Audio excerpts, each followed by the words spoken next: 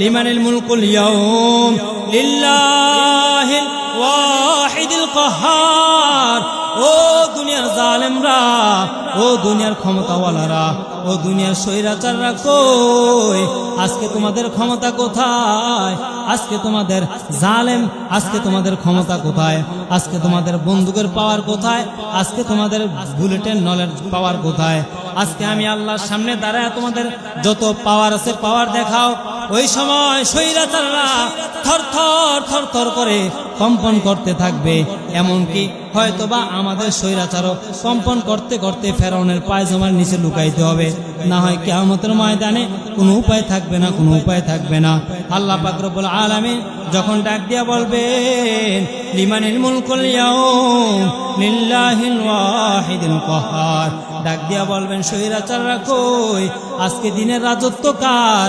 আজকের দিনের ক্ষমতা কার? ওই দিনকালা সমস্ত নেতারা, ওই দিনকালা সমস্ত নেতা খেতারা থর থর থর থর করে কম্পন করবে, কোনো জবাব দিবে না, কোনো শব্দ করবে না। তখন আল্লাহ পাক রব্বুল আলামিন নিজে জবাব দিয়ে বলবেন লিল্লাহিল ওয়াহিদিল কাহ্হার। আল্লাহ পাক নিজে জবাব দিয়ে বলবেন আজকের দিনের রাজত্ব আমি রাগান্বিত একমাত্র আল্লাহ। ওই দিনকালা ক্ষমতাওয়ালারা, ওই দিনকালা স্বৈরাচারওয়ালারা, ওই দিনকালা জালেমওয়ালারা, ওই দিনকালা জুলুম করনেওয়ালারা থর থর থর থর করে কম্পন করবে। আল্লাহ পাক রব্বুল আলামিন তাদেরকে ছাড় দিবে না। পাগুলা উপরের দিকে দিয়া, মাথাটা নিচের দিকে দিয়া জাহান্নামের শিকল লাগাইয়া শেষরাইতে শেষরাইতে জাহান্নামে নিক্ষেপ করে দিবে। ওই দিনকার স্বৈরাচারদের পই পই করে হিসাব করে দেওয়া হবে কি পরিমাণ জুলুম অত্যাচার। কারণ সে একজন উপর জুলুম করে নাই, গোটা 17 কোটি 18 কোটি 20 কোটি মানুষের বুকের উপর পাড়া দিয়া অত্যাচার করছে, জুলুম অত্যাচার করছে। তাহলে কয়জন মানুষ থেকে মাফ নিবে? কয়জন মানুষ থেকে মাফ নেবে? এজন্য আলেমকে আলেম বলে নাই। আশ্চর্য, কোন দুনিয়া কোন জগতে ছিলাম। উলামায়ে কেরামকে আপনার হাতে পায়ে সিগুল লাগাইয়া, বেরি লাগাইয়া, রশি লাগাইয়া, কোমরে বাইদা হুলতেরা বসাইয়া। আল্লামা সাইদি, আপনাদের কি মনে আছে ওনার কথা? আল্লামা সাইদি কেমনে কি করলো বলেন? আমরা তো আশায় ছিলাম হয়তোবা কোনো এক সময় হয়তো ওনার চেহারাটা দেখতে পারবো, কারণ ওনার বয়সটা ওই পর্যায়ে এখনো যায় নাই। আমরা হয়তো ভাবছি কোনো এক সময় চেহারাটা একটু হলে দেখতে পারবো, কিন্তু উনি কি জানতো যে হাসি মুখে কারাগার থেকে বের হবে, লাশ হইয়া কবরে ঢুকবে?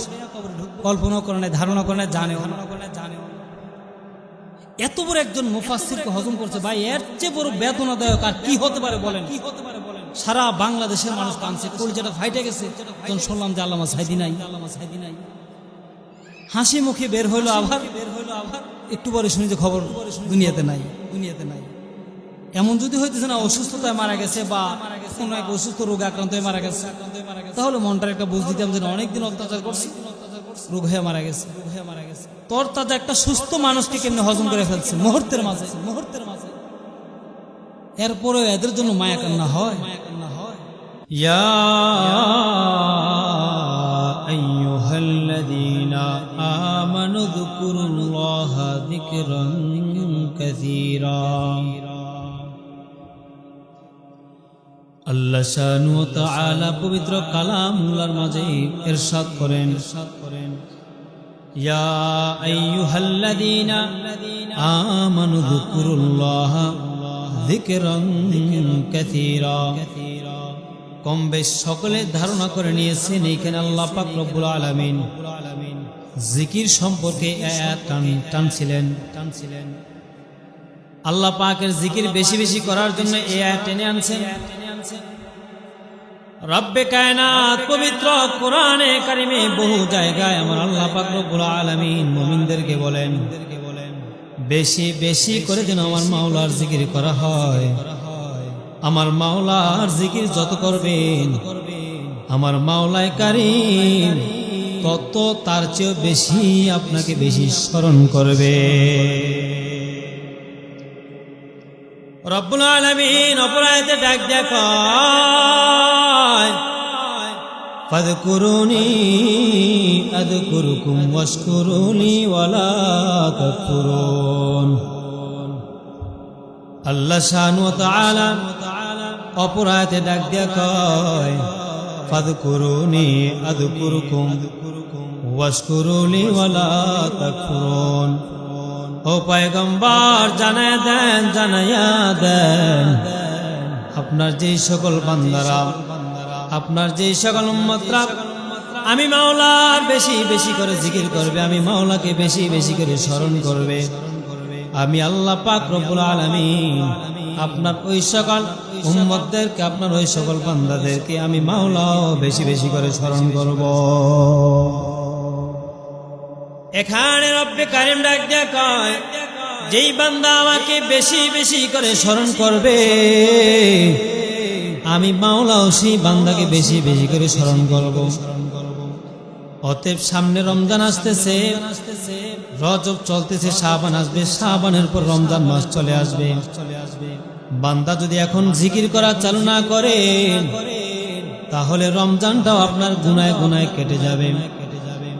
রমজান মাস এমন একটা দামি মাস, এমন একটা দামি মাস। কেমন দামি মাস, কেমন দামি মাস।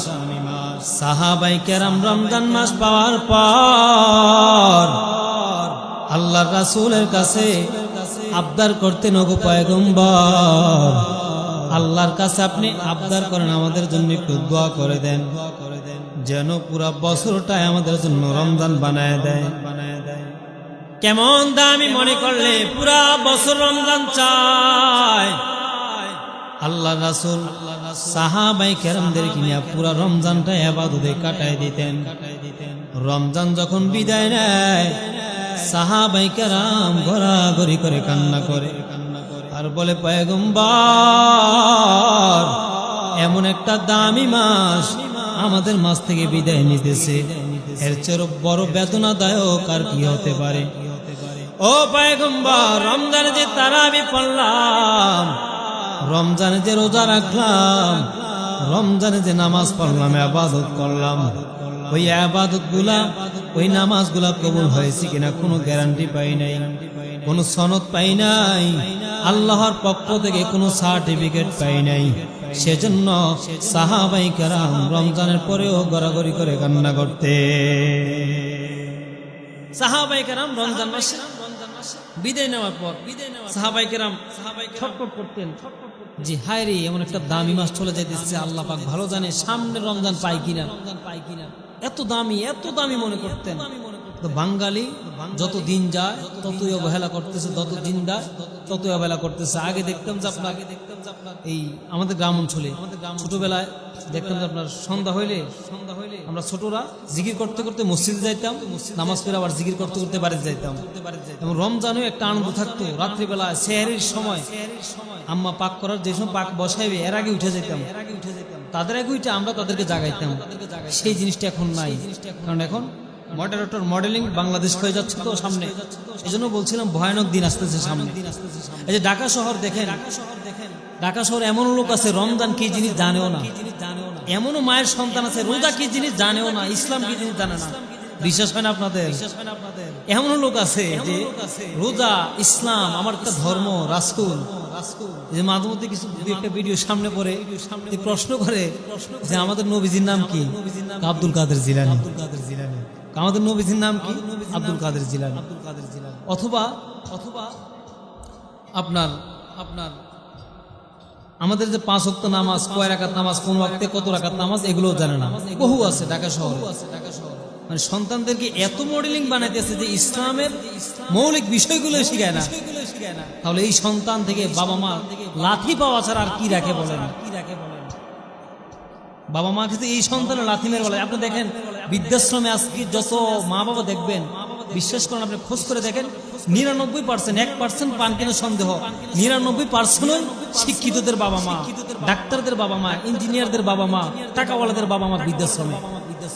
জানেন এক একটা বৃদ্ধাশ্রমের করুণ কাহিনী শুনলে কলিজা ফাইটা যায়, চোখের পানি ধরে রাখা যায় না, গড়গড়া পানি পড়ে। বাবা মার ইতিহাস মানে তারা কান্নাকাটি করে বলতেছে আমার ভাই, আমার সন্তান MBBS, আমার অমুক সন্তান ম্যাজিস্ট্রেট, ব্যারিস্টার, এই কিন্তু বাবা মা বৃদ্ধাশ্রম। গ্রাম অঞ্চল হয়তো এটা এখনো আসে নাই, গ্রাম অঞ্চলে এখনো ওইটা ঢুকে নাই, এখনো।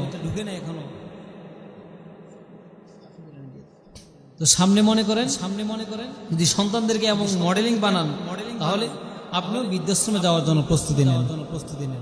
তো যাই হোক, ওইদিকে আলোচনা। আসুন, রমজান মাস সামনে আসতেছি। রজব এবং শাবান মাসটা আল্লাহ রাসূল বলছেন বেশি বেশি করে দোয়া করার জন্য। আল্লাহর হাবিব সাল্লাল্লাহু আলাইহি সাল্লাম বলেন, রমজান এবং রমজানের আগের 2 মাস রজব এবং শাবান মাসে তোমরা বেশি বেশি করে প্রস্তুতি নাও, বেশি বেশি করে প্রস্তুতি নাও। কেমন প্রস্তুতি নাও? বলে গুনাহ ছাড়ার চেষ্টা করো, জিকির বাড়ায় দাও, আমল বাড়ায় দাও, রোজা রাখার চেষ্টা করো। আর নবী করিম সাল্লাল্লাহু আলাইহি সাল্লাম বলেন বেশি বেশি করে দোয়া করো, আল্লাহুম্মা বারিক লানা ফি রজব ওয়া শাবান ওয়া বাল্লিগনা রমাদান। আল্লাহর হাবিব সাল্লাল্লাহু আলাইহি সাল্লাম বলেন, এ আমার উম্মতের দল, রজব এবং শাবানে গুনাহ যদি ছাড়ার চেষ্টা যদি না করো তাহলে রমজানেও তুমি গুনাহ চালায় যাইবা। কারণ রমজান এমন একটা দামি মাস, এমন একটা দামি মাসেও যদি গুনাহ চালায় যাও তাহলে তোমার মতো কপাল পোড়ার কেউ হতে পারে না। এই যুবক ভাইয়েরা, অনেকে মোবাইলে আসক্ত, অনেক যুবক আছে পর্নোগ্রাফিতে আসক্ত। সে যদি গুনাহটা চালাইয়া যায় রমজান এই গুনাহটা ছাড়ে না, কারণ এই গুনাহটা অভ্যাসগত গুনাহ হয়ে গেছে। আল্লাহর হাবিব সাল্লাল্লাহু আলাইহি সাল্লাম বলেন, এ আমার উম্মতের দল, পিছনের সমস্ত নবীদেরকে আমার আল্লাহ পাক রব্বুল আলামিন রমজান দিয়েছেন, রোজা দিয়েছেন, কিছু না কিছু রোজা দিয়েছেন, কিন্তু আমার উম্মতদের জন্য রমজান মাস দিয়েছেন। রোজার মধ্যে আল্লাহ পাক বিশেষভাবে আমার উম্মতদের জন্য 5টা অফার দিয়েছেন। আল্লাহর হাবিব সাল্লাল্লাহু আলাইহি সাল্লাম বলেন, আমার উম্মতদের জন্য, আমার রোজাদার উম্মতদের জন্য 5টা অফার দিয়েছেন, 5টা স্পেশালি ভাবে। নবী করিম সাল্লাল্লাহু আলাইহি সাল্লাম বলেন, 1 নাম্বার, রোজাদারের মুখের দুর্গন্ধ। রমজান রোজা রাখে যেই বান্দা, রমজানে যেই উম্মত, আমার যেই উম্মত রোজা রাখে, ওই উম্মতের মুখের মধ্যে দুর্গন্ধ সৃষ্টি হয়ে যায়। ওই রোজাদারের মুখের দুর্গন্ধটা আমার আল্লাহর কাছে জান্নাতি আতর, জান্নাতি মেশকে আম্বরের চাইতেও অধিক প্রিয়। সুবহানাল্লাহ। রোজাদারের মুখের দুর্গন্ধ আপনার আমার সামনে আসলে, কিরে দাঁত মাজস, ব্রাশ করস না, দুর্গন্ধটা খারাপ লাগে। কিন্তু রাসূল বলতেছেন, আমার উম্মত যেগুলো রোজা রাখে তাদের মুখের দুর্গন্ধটা আমার আল্লাহর কাছে জান্নাতের মেশকে, জান্নাতের গান, দুনিয়ার সেন্ট তো নয়, জান্নাতের সেন্ট হবে মেশকে আম্বর। আল্লাহর কাছে মেশকে আম্বর চাইতেও আর অধিক প্রিয়। সুবহানাল্লাহ। নবী করিম সাল্লাল্লাহু আলাইহি সাল্লাম বলেন, 2 নাম্বার, আমার উম্মতদের জন্য আমার আল্লাহ পাক রব্বুল আলামিন যেই অফারটা, যেই স্পেশালি অফার রাখছেন, রোজাদারের জন্য সমস্ত প্রাণী, গর্তের পিপিলিকা হইতে নদী খাল বিলের মাছগুলা পর্যন্ত আমার রোজাদার উম্মতদের জন্য আমার আল্লাহ পাক রব্বুল আলামিনের কাছে প্রতিটা 30টা রমজান, 30টা রোজা পুরা মাস আমার আল্লাহর কাছে গর্তের পিপিলিকা পর্যন্ত আল্লাহর সমস্ত মাখলুকাত আমার আল্লাহর কাছে আবদার করে, আমার আল্লাহর কাছে দোয়া করে, ওগো আল্লাহ, আখিরি জামানার পয়গম্বরের রোজাদার উম্মতদেরকে ক্ষমা করে দেন।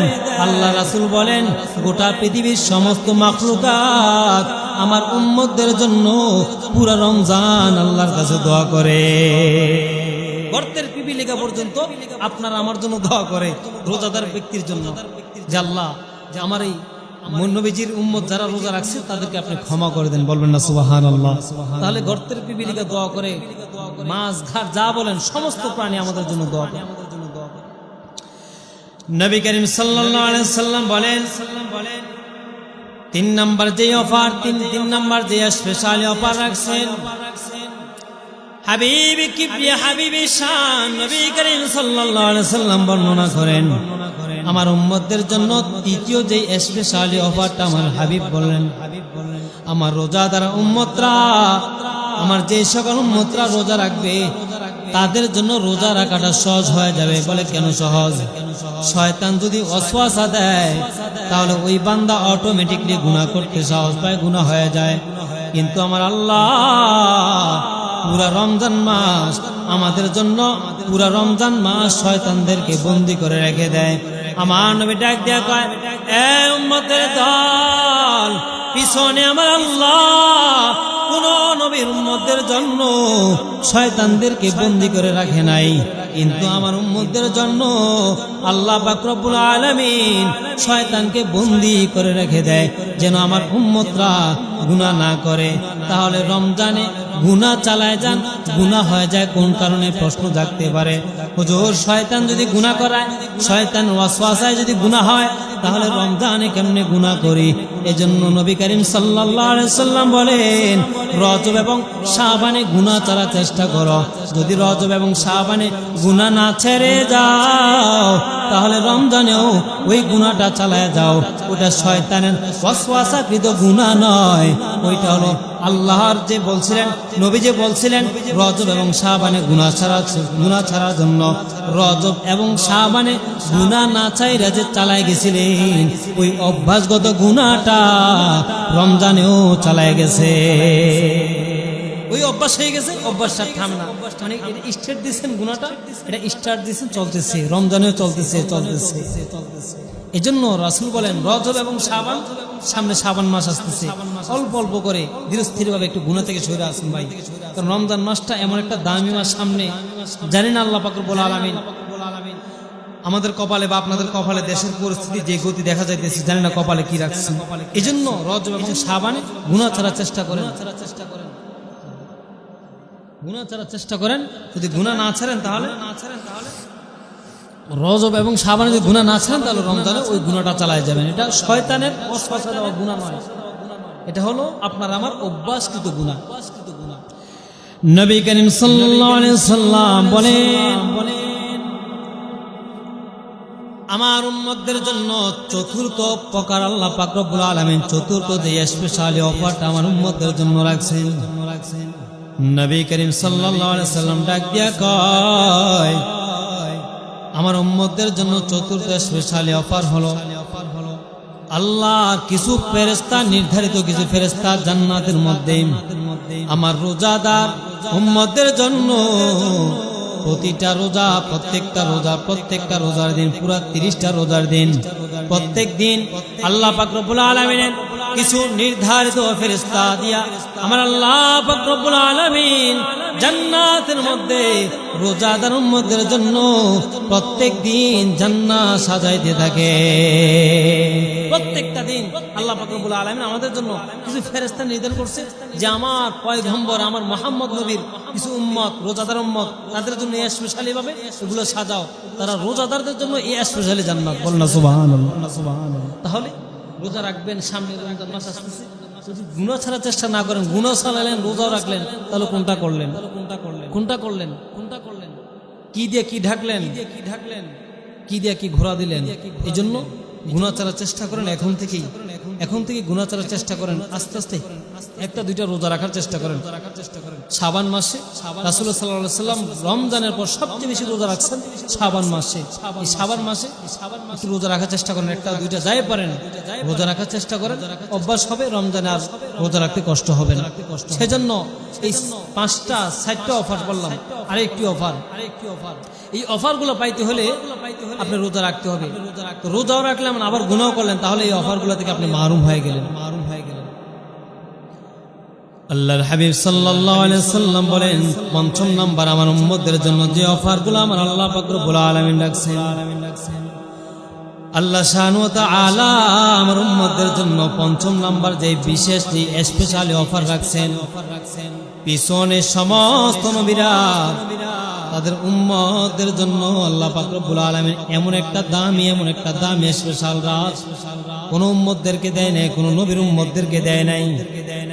আমার পয়গম্বর ডাক দেয়া কয়, এ আমার উম্মতের দল, আল্লাহ পাক রব্বুল আলামিন আমার উম্মতদের জন্য যে 5ম নাম্বার যে স্পেশাল অফারটা রাখছেন, রমজানে যে শেষ দশকে সবে কদরের রাত আল্লাহ পাক রব্বুল আলামিন এমন একটা দামি রাত পিছনে কোন নবীর উম্মতদেরকে দেয় নাই, কোন নবীকে আল্লাহ পাক রব্বুল আলামিন দেয় নাই।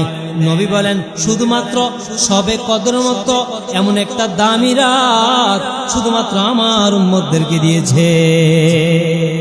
সুবহানাল্লাহ, শুধুমাত্র আমাদের জন্য এমন একটা দামি সবে কদর দিয়েছেন। তাহলে কপাল কত ভালো দেখেন, দামি নবীর উম্মত, দামি দামি অফার, দামি দামি স্পেশালি আমাদের জন্য অফার। কিন্তু আমরা এগুলো কদর করতে জানি না বা এগুলোর দাম বুঝি না। দেখেন পিছনের নবী, পিছনে অনেক নবী শুধু বলছে যে আরে আখির নবীর উম্মতের এত দামি, যদি আল্লাহ পাক আমাদেরকে নবী না বানায় যদি নবীর উম্মত বানাইতো নিজের ধন্য বানায় ফেলতাম। আল্লাহু আকবার, কত বড় কথা, কত বড় কথা। তাহলে আমি আর আপনি মাগনাই উম্মত হয়ে গেলাম, এমন একটা দামি নবীর উম্মত হয়ে গেলাম। এমন একটা দামি নবীর উম্মত হওয়ার পরেও আমাদের গালে এখনো দাড়িটা ওঠে না, আমাদের মাথায় টুপিটা ওঠে না, 5 ওয়াক্ত নামাজ পড়ার এখনো মনের মধ্যে আক্ষেপ আসে না।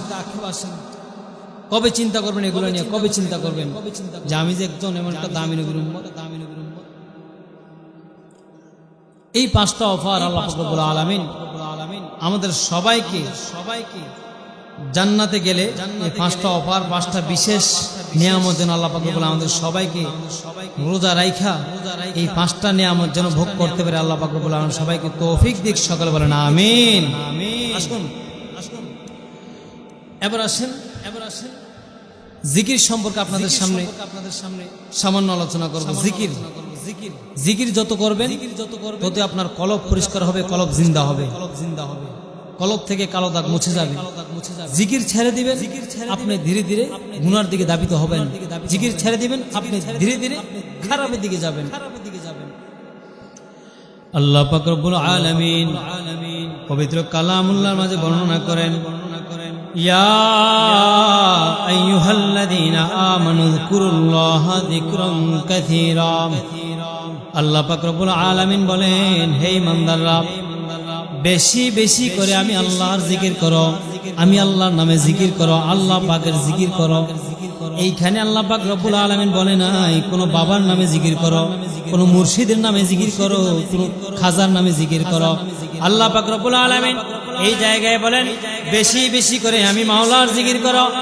এ দরিবটে গ্রাম এলাকার মুসলমান, আমি মাওলা পাকের বেশি বেশি জিকির যখন করবেন, আল্লাহ পাক রব্বুল আলামিনের জিকির যখন জবানে চালু করে দিবেন, কলবে যখন চালু করে দিবেন, আল্লাহ পাক রব্বুল আলামিনের জিকির যখন কলবে ঢুকে আপনি জাকিরওয়ালা হয়ে যাবেন। নবী করিম সাল্লাল্লাহু আলাইহি সাল্লাম বর্ণনা করেন, আমার কোন উম্মত যদি জিকির করে আর কোন উম্মত যদি জিকির না করে, তাহলে জিকির করা আর জিকির ছেড়ে দেওয়া তাদের দুইজনের মাঝে পার্থক্য হলো জীবিত এবং মৃত। যেই বান্দা জিকির করবে, যে উম্মত জিকির করবে, আমার যেই সকল উম্মত জিকির করবে গো, ওই উম্মতটা হলো জিন্দা মানুষের মতো। আর যেই উম্মতটা জিকির ছেড়ে দিবে, ওই উম্মতটা হলো মৃত মানুষের মতো। অতএব যদি কলবে জিকির চালু রাখেন তাহলে আপনি জীবিত মানুষের মতোই, আর যদি আপনার কলবে জিকির না থাকে তাহলে আপনি মৃত মানুষের মতোই রয়ে গেলে। আপনি মৃত মানুষের মতো। যদি জিকির চালু রাখেন, জিকির করেন, তাহলে আপনি জীবিত মানুষের মতো। এটা আমার কথা না, রাসূল বলেন যে ব্যক্তি যে বান্দা জিকির করে, যে বান্দা জিকির করে না, তাদের দুইজনের মধ্যে পার্থক্য হলো জীবিত এবং মৃত মানুষের মতো। জিকির চালু রাখবেন, আপনি জিন্দা, আপনার কলব জিন্দা, আপনি নিজে জিন্দা মানুষের মতোই থাকবেন। আর জিকির নেই, আপনি মৃত মানুষের মতো। আল্লাহর হাবিব সাল্লাল্লাহু আলাইহি সাল্লাম আরো বর্ণনা করেন, এ আমার উম্মতের দল, জিকির যদি কলবের মধ্যে না ঢুকাও তাহলে কলবে শয়তান জায়গা করে নেয়, গুনাহ জায়গা করে নেয়। আমার আল্লাহ পাক রব্বুল আলামিন পবিত্র কালামুল্লাহর মাঝে বর্ণনা করেন, ইয়া আইয়ুহাল্লাযীনা আমানুত্তাকুল্লাহা হাক্কা তুকাতিহি ওয়া লা তামুতুন্না ইল্লা ওয়া আনতুম মুসলিমুন। আল্লাহ পাক রব্বুল আলামিন ডাক দিয়া কয়, হে ঈমানদারগণ, তোমরা ঈমানদার হয়েছো, তবে মুসলমান এখনো হতে পারো নাই। আল্লাহর হাবিব সাল্লাল্লাহু আলাইহি সাল্লাম বলেন, খাঁটি ঈমানদার, খাঁটি মুসলমান না হইয়া, খাঁটি মুসলমান না হলে তুমি আমার উম্মতের অন্তর্ভুক্ত নয়। আল্লাহ পাক রব্বুল আলামিন পবিত্র কালামুল্লাহর মাঝে ডাক দিয়া কয়, হে ঈমানদারগণ, তোমরা আমাকে ভয় করো এবং ভয় করার মতো ভয় করো, এমন ভয় করো যেন গুনাহ করতে গেলে গুনাহ ছাড়তে সহজ হয়ে যায়, এমন ভয় করো যেন গুনাহ করতে গেলে আমি মাওলার নাম স্মরণ হওয়া মাত্র গুনাহ ছাড়তে সহজ হয়ে যায়, এমন ভয় করো যেন গুনাহ করতে গেলে আমি আল্লাহর নাম স্মরণ হওয়া মাত্র গুনাহ থেকে ফিরে আসতে পারো। ভয় করো, ভয় করার মতো করো, এবং মুসলমান না হইয়া মৃত্যুবরণ করিও না, মুসলমান না হইয়া কবরে আসিও না। তাহলে আপনি আর আমার ভিতরে কেমন ভয়, কেমন তাকওয়া, আপনার আমার ভিতরে কেমন ভয়, কেমন তাকওয়া ঢুকাইলাম। গুনাহ করতে গেলে আল্লাহর নাম স্মরণ হইল গুনাহ থেকে ফিরতে পারে না, গুনাহ করতে গেলে আমার মাওলার নাম স্মরণ হওয়া মাত্র গুনাহ থেকে ফিরতে পারে না। তাহলে আপনার ভিতরে কেমন ভয় আপনি নিজে ধারণা করে নেন।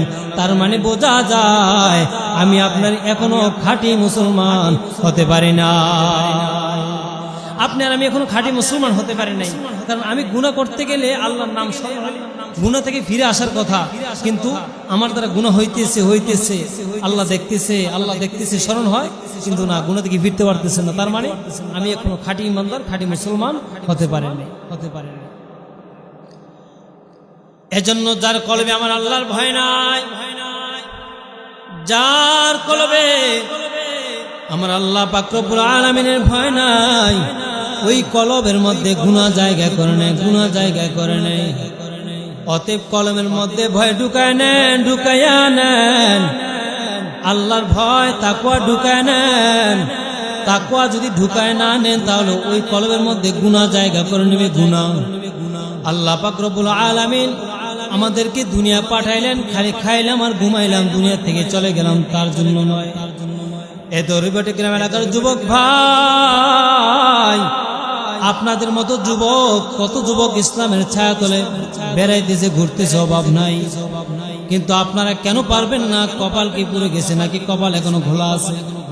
যদি কপাল খোলা থাকে রে ভাই, তাহলে এখন থেকে গুনাহ ছেড়ে দিনের জন্য প্রস্তুতি নেন, ইসলামের পথে চলে আসেন।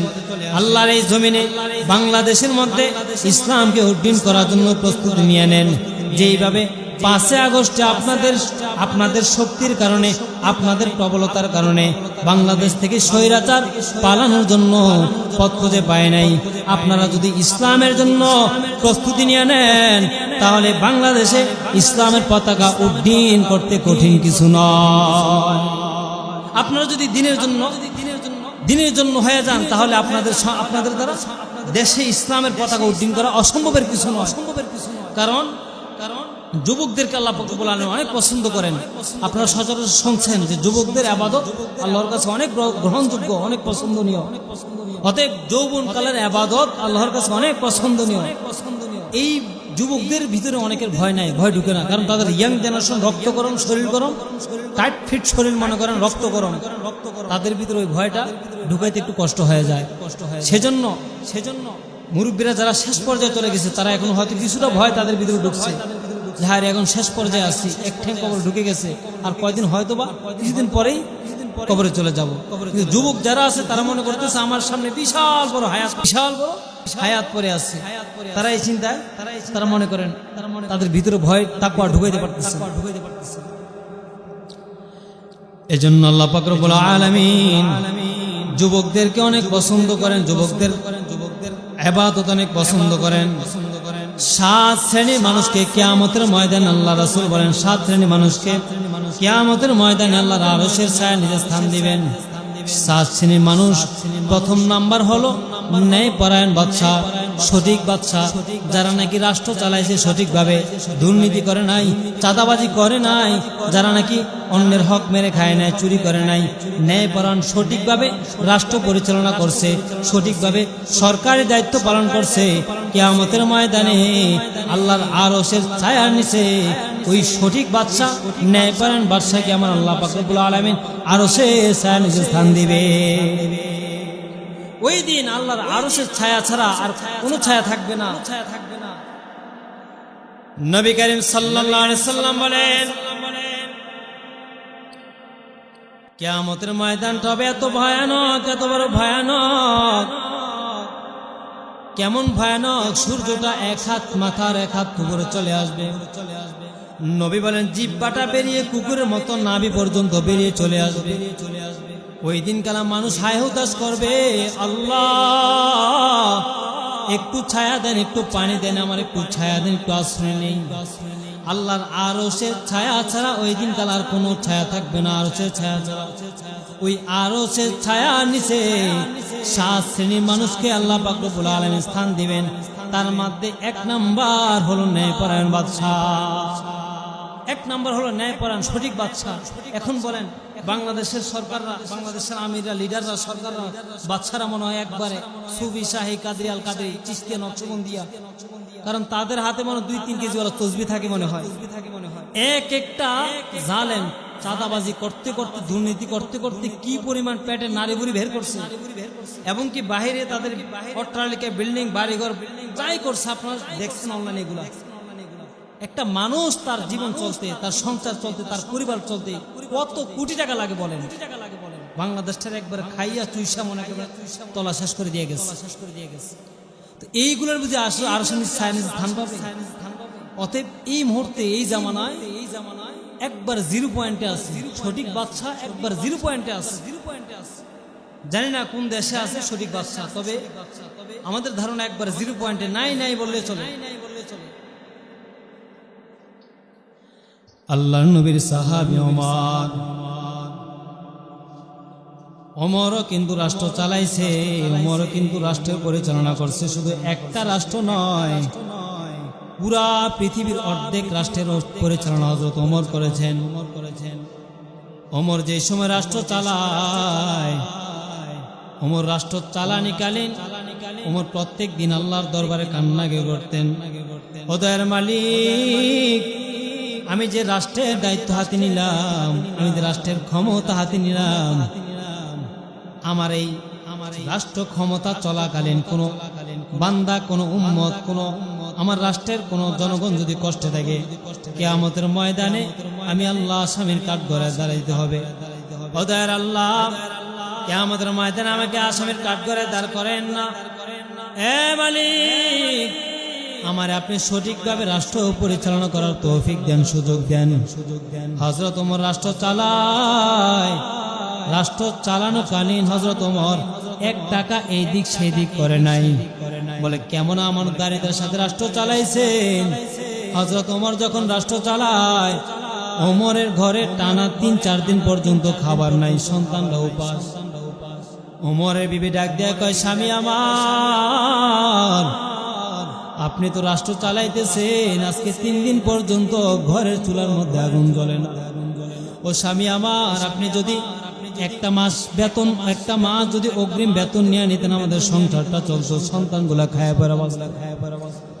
ওমর এবার না বুঝা একটা চিঠি লেখা রাষ্ট্রের কোষাগারের দায়িত্বে যিনি আছেন, রাষ্ট্রের মালের গোডাউনের দায়িত্বে যিনি আছেন, তার কাছে লিখলেন, আমাকে যদি 1 মাসের অগ্রিমের বেতন দিয়ে দিতেন, আমার সংসার চলে না, আমার ঘরের চুলায় 3 দিন যাবত আগুন জ্বলে না।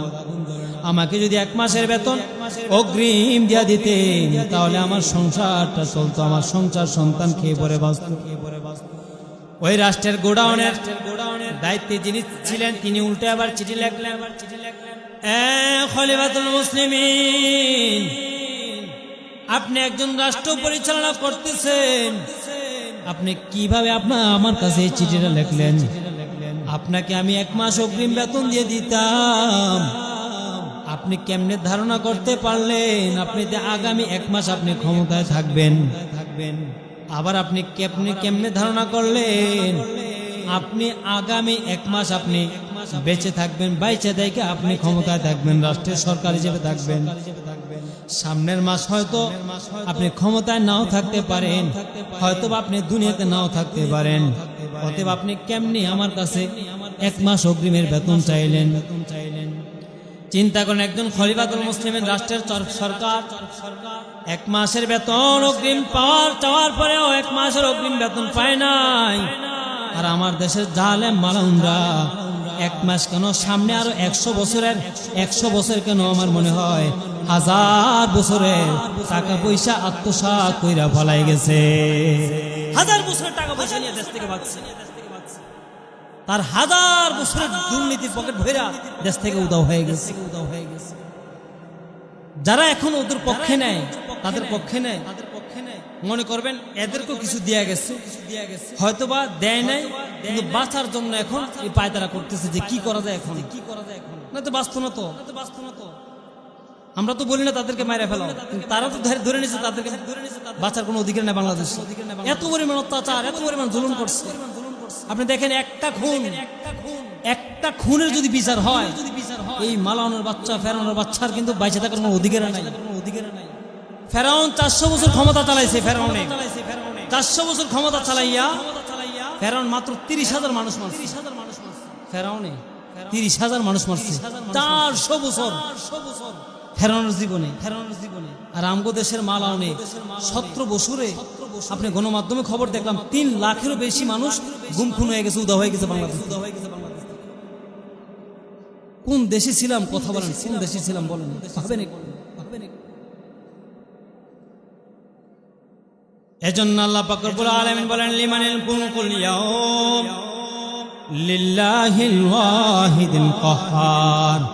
আমার আল্লাহ পাক রব্বুল আলামিন ডাক দিয়া কয় কিয়ামতের ময়দানে এই সকল স্বৈরাচাররা যারা ক্ষমতা পাইয়া মানুষকে মানুষ বলে নাই, গরিবকে গরিব বলে নাই, ওলামাইকে আলেমকে আলেম বলে নাই, মাজলুমকে মাজলুম বলে নাই, অসহায়কে অসহায় মনে করে নাই, রিকশাওয়ালাকে রিকশাওয়ালা মনে করে নাই, তারা কিয়ামতের ময়দানে এদের বাহাদুরি যত ক্ষমতা আছে এদেরকে নিয়ে আসতে বইল। আল্লাহ পাক রব্বুল আলামিন কিয়ামতের ময়দানে এত বড় বড় ফেরাউন হামান কামান নমরুদের মতো নেতাদের সামনে আল্লাহ পাক রব্বুল আলামিন গর্জন দিয়া বলবেন লিমানিল মুলকুল ইয়াউম লিল্লাহিল ওয়াহিদিল কাহ্হার। ও দুনিয়ার জালেমরা, ও দুনিয়ার ক্ষমতাওয়ালারা, ও দুনিয়ার স্বৈরাচাররা কই? আজকে তোমাদের ক্ষমতা কোথায়? আজকে তোমাদের জালেম, আজকে তোমাদের ক্ষমতা কোথায়? আজকে তোমাদের বন্দুকের পাওয়ার কোথায়? আজকে তোমাদের বুলেটের নলেজ পাওয়ার কোথায়? আজকে আমি আল্লাহর সামনে দাঁড়ায় তোমাদের যত পাওয়ার আছে পাওয়ার দেখাও। ওই সময় স্বৈরাচাররা থর থর থর থর করে কম্পন করতে থাকবে। এমনকি হয়তোবা আমাদের স্বৈরাচারও কম্পন করতে করতে ফেরাউনের পায়জামার নিচে লুকাইতে হবে, না হয় কিয়ামতের ময়দানে কোনো উপায় থাকবে না, কোনো উপায় থাকবে না। আল্লাহ পাক রব্বুল আলামিন যখন ডাক দিয়া বলবেন লিমানিল মুলকুল ইয়াউম লিল্লাহিল ওয়াহিদিল কাহ্হার, ডাক দিয়া বলবেন স্বৈরাচাররা কই? আজকে দিনের রাজত্ব কার? আজকের দিনের ক্ষমতা কার? ওই দিনকালা সমস্ত নেতারা, ওই দিনকালা সমস্ত নেতা খেতারা থর থর থর থর করে কম্পন করবে, কোনো জবাব দিবে না, কোনো শব্দ করবে না। তখন আল্লাহ পাক রব্বুল আলামিন নিজে জবাব দিয়ে বলবেন লিল্লাহিল ওয়াহিদিল কাহ্হার। আল্লাহ পাক নিজে জবাব দিয়ে বলবেন আজকের দিনের রাজত্ব আমি রাগান্বিত একমাত্র আল্লাহর। ওই দিনকালা ক্ষমতাওয়ালারা, ওই দিনকালা স্বৈরাচারওয়ালারা, ওই দিনকালা জালেমওয়ালারা, ওই দিনকালা জুলুম করনেওয়ালারা থর থর থর থর করে কম্পন করবে। আল্লাহ পাক রব্বুল আলামিন তাদেরকে ছাড় দিবে না। পাওগুলো উপরের দিকে দিয়া, মাথাটা নিচের দিকে দিয়া জাহান্নামের শিকল লাগাইয়া শেষরাইতে শেষরাইতে জাহান্নামে নিক্ষেপ করে দিবে। ওই দিনকালা স্বৈরাচারদের পই পই করে হিসাব করে দেওয়া হবে কি পরিমাণ জুলুম অত্যাচার। কারণ সে একজন উপর জুলুম করে নাই, গোটা 17 কোটি 18 কোটি 20 কোটি মানুষের বুকের উপর পাড়া দিয়া অত্যাচার করছে, জুলুম অত্যাচার করছে। তাহলে কয়জন মানুষ থেকে মাফ নেবে? কয়জন মানুষ থেকে মাফ নেবে? হ্যাঁ, এজন্য আলেমকে আলেম বলে নাই। আশ্চর্য, কোন দুনিয়া কোন জগতে ছিলাম। উলামায়ে কেরামকে আপনার হাতে পায়ে সিগুল লাগাইয়া, বেরি লাগাইয়া, রশি লাগাইয়া, কোমরে বাইদা হুলজেরা বসাইয়া। আল্লামা সাইদি, আপনাদের কি মনে আছে ওনার কথা? আল্লামা সাইদি কেমনে কি করলো বলেন? আমরা তো আশায় ছিলাম হয়তোবা কোনো এক সময় হয়তো ওনার চেহারাটা দেখতে পারবো, কারণ ওনার বয়সটা ওই পর্যায়ে এখনো যায় নাই। আমরা হয়তো ভাবছি কোনো এক সময় চেহারাটা একটু হলে দেখতে পারবো, কিন্তু উনি কি জানতো যে হাসি মুখে কারাগার থেকে বের হবে, লাশ হইয়া কবরে ঢুকবে? কল্পনা করে নাই, ধারণা করে নাই, জানেও। এত বড় একজন মুফাসসিরকে হজম করছে ভাই, এর চেয়ে বড় বেদনাদায়ক আর কি হতে পারে বলেন? সারা বাংলাদেশের মানুষ কাঁদছে, কলিজাটা ফাইটে গেছে যখন শুনলাম যে আল্লামা সাইদি নাই। হাসি মুখে বের হইলো আবার একটু পরে শুনি যে খবর দুনিয়াতে নাই। এমন যদি হইতেছে না অসুস্থতায় মারা গেছে বা কোনো এক অসুস্থ রোগে আক্রান্ত হয়ে মারা গেছে, তাহলে মনটার একটা বুঝ দিতাম যে অনেকদিন অত্যাচার করছি, রোগ হয়ে মারা গেছে। তোর তাদের একটা সুস্থ মানুষকে কেমনে হজম করে ফেলছে মুহূর্তের মাঝে। এরপরে এদের জন্য মায়া কান্না হয়। আল্লাহ পাক রব্বুল আলামিন সবাইকে বোঝার তৌফিক দেন, সকল বলেন আমিন। কাউকে আঘাত দেওয়ার জন্য বলি না। যারা এখনো মনে করেন মানে এক ঘোরামির উপর আছে যে না আমার নেত্রী একবারে এমন ভাবে পূজা করতেছে যে নেত্রী ছাড়াই কিছু বোঝে না, আমার নেতা ছাড়াই আমি কিছু বুঝি না, তাহলে করেন নেত্রী পূজা করতে থাকেন, আপত্তি নাই। কিয়ামতের মাঠে এটা ঠেলা সামলাইতে পারেন কিনা বুঝে নিয়ে নদী। যেই স্বৈরাচার আলেমকে আলেম বলে নাই, মাজলুমকে মাজলুম বলে নাই, গরিবকে গরিব বলে নাই, কোন দেশে বসবাস করতে হবে সেদিন আল্লাহ পাক কোথায় যে আমাদেরকে রাখছিল, এগুলো তো জানতামও না। এইসব আয়না ঘরের ইতিহাস আমরা জানতামও না।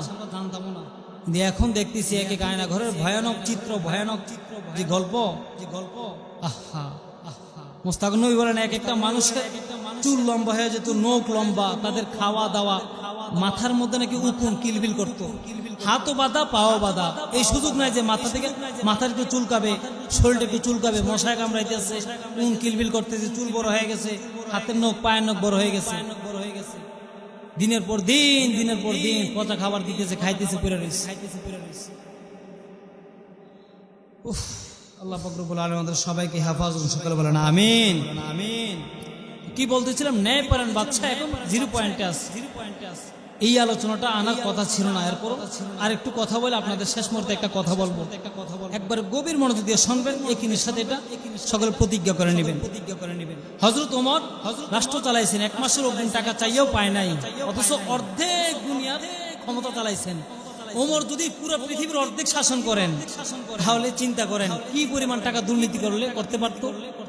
উনি যদি চাইতো কি পরিমাণ টাকা দুর্নীতি করতে পারতো, হজম করতে পারতো। পুরো অর্ধেক দুনিয়া শাসন করছে। আর আঙ্গো সামান্য একটা 18 কোটি মানুষের দেশ পাইয়া চুষা বুইসা খাইয়া বাঁচছে।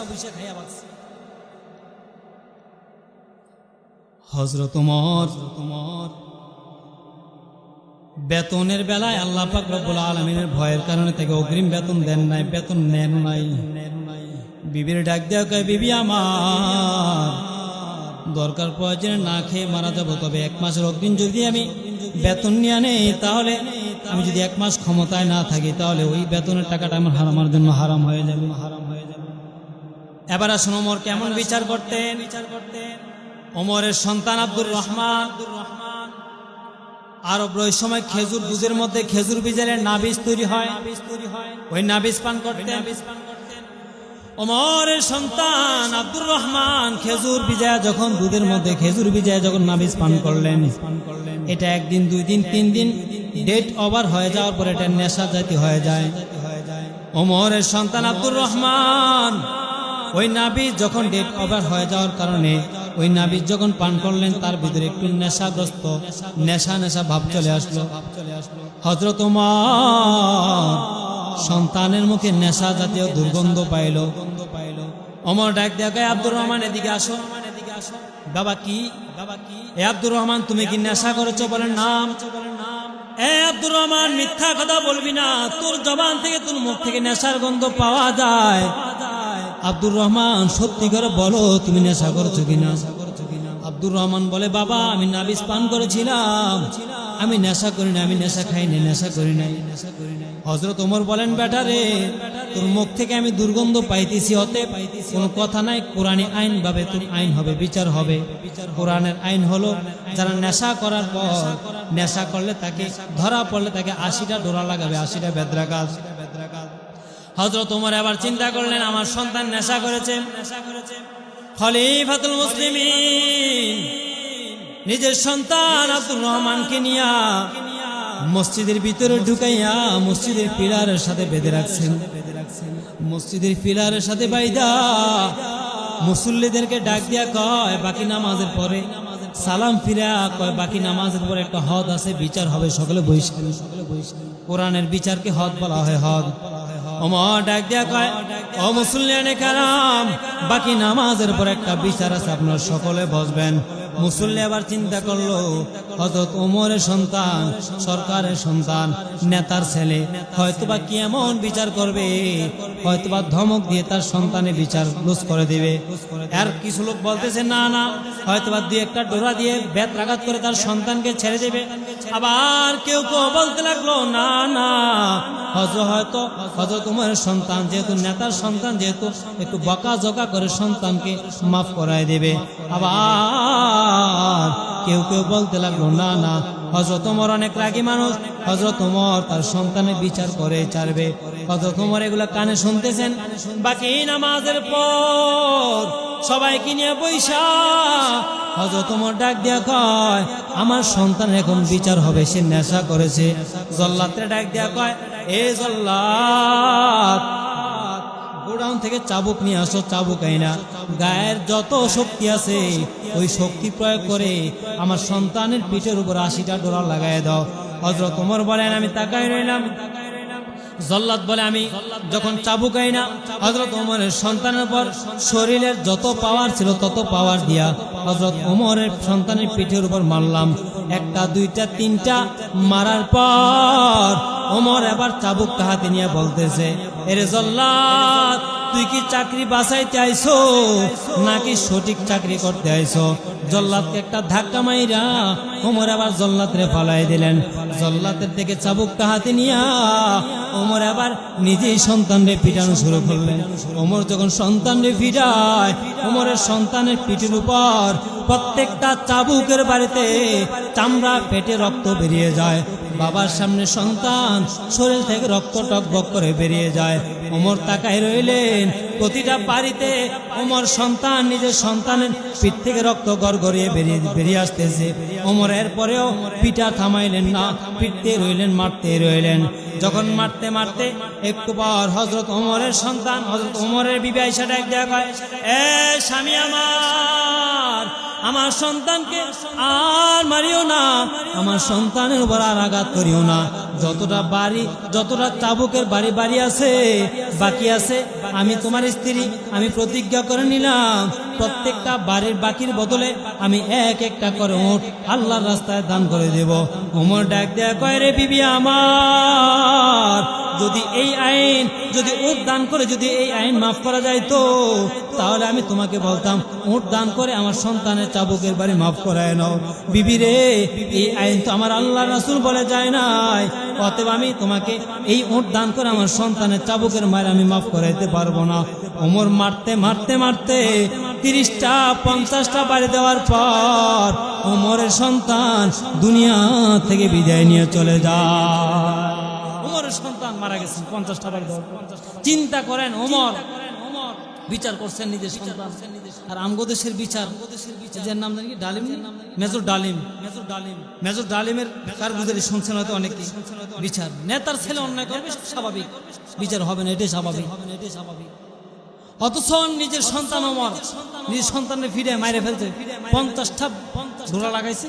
ওমরের সন্তান দুনিয়া থেকে বিদায় নিয়ে চলে গেছে।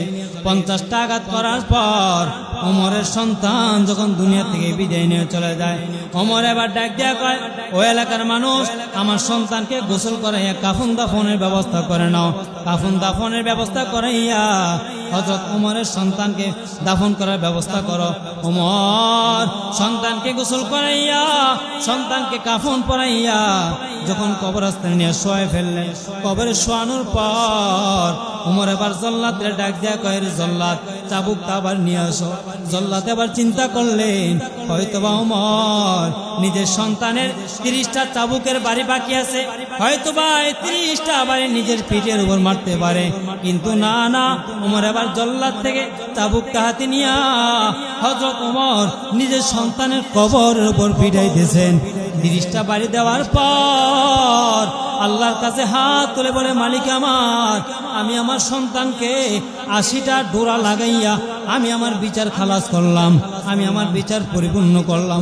ওগো আল্লাহ, কিয়ামতের ময়দানে আমার সন্তানের বিচার আমি স্বাভাবিকভাবে করছি, এমন অপবাদ দিয়া যেন, এমন দোষী কইরা যেন আমাকে জাহান্নামের আসামি বানানো না হয়।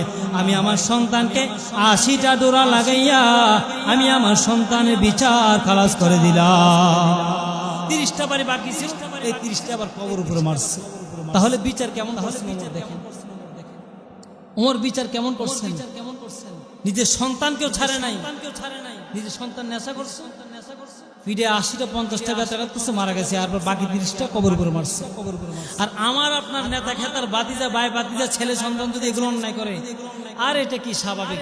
ডাক দিয়ে নাই, এগুলো করবি না, বা করলেও এদের সামনে করবি না, এমনি করে দেয়। বা আসামি ধরা পড়লেও ওই কেমনে কেমনে গোপনে কোথায় বড় ভাই না থেকে বল করে শেষ, খালাস খালাস। এগুলো হয়তো দুনিয়াতে করে যাইতেছে, কিন্তু কিয়ামতের মাঠে এগুলো আপনার ছাড় পাবেন না। এগুলো পয়ে পয়ে ঘিরে আপনার প্রত্যেকটা অন্যায়ের বদলা আপনাকে দিতে হবে, নিতে হবে। আল্লাহ পাক বলেন দিবেন আপনাকে। এবার আসেন ওমর, নিজের জনগণের উপর ওমর কেমন কেমন সহানুভূতি ছিলেন, কেমন দয়া করছেন। আমাদের পিছনে ক্যাবলা মসজিদুল আকসা ওই সময় কাফেরদের হাতে বন্দী ছিল, বেদিনদের হাতে বন্দী থাকার পর হযরত ওমর ক্ষমতা চালানোকালীন মসজিদুল আকসা যখন কাফেরদের হাতে বন্দী, ওমর এবার চিঠি লিখলেন, একদল সাহাবায়ে কেরামকে পাঠাইলেন, যাও যাও মসজিদুল আকসা যেই সকল কাফেরদের হাতে বন্দী তাদের কাছে গিয়া বলো আমাদের মসজিদুল আকসা যেন আমাদেরকে ফিরায় দেয়, আমাদেরকে ফিরায় দেয়। যদি না ফিরাইয়া দেয় তাহলে আমরা যুদ্ধের মাধ্যমে ছিনে আনবো, যুদ্ধের মাধ্যমে মসজিদুল আকসা ফিরে আনবো। ওমর এবার একদল সাহাবায়ে কেরামকে পাঠাইলেন, ওই মসজিদুল আকসা তাদের হাতে বন্দী।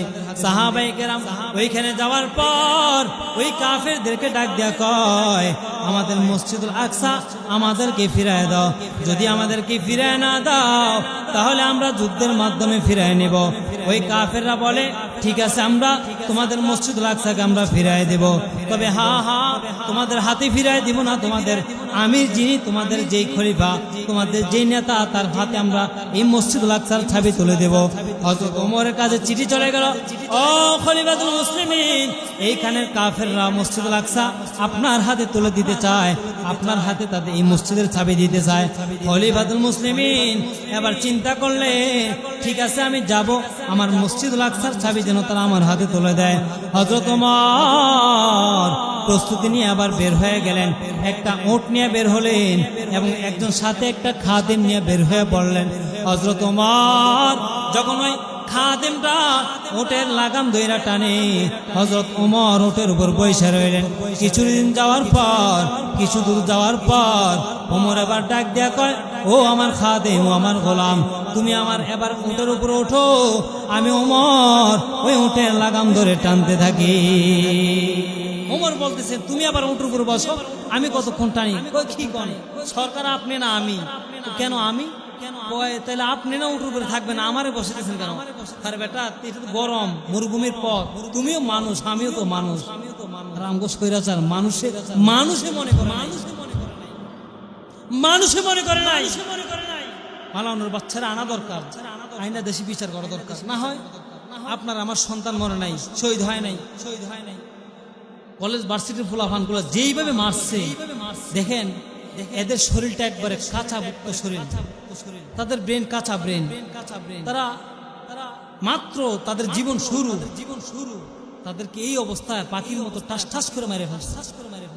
ভিডিওগুলো দেখলে আপনি, এখনকার এই ভিডিওগুলো বাইরে হইতেছে, ভাই শরীর থাকে না তো, স্থির থাকে না, এগুলো দেখলে পোলাপানগুলো এমন ভাবে মারছে, আপনি মনে হয় যেন, মানে তারা কি মারতেছে তারাই জানে, মনে হয় যেন তারা কোনো প্লাস্টিক বা কোনো কিছুর মধ্যে গুলি মারতেছে, মানে মানুষের কাছে, মানে তার কাছে মনে হয় না।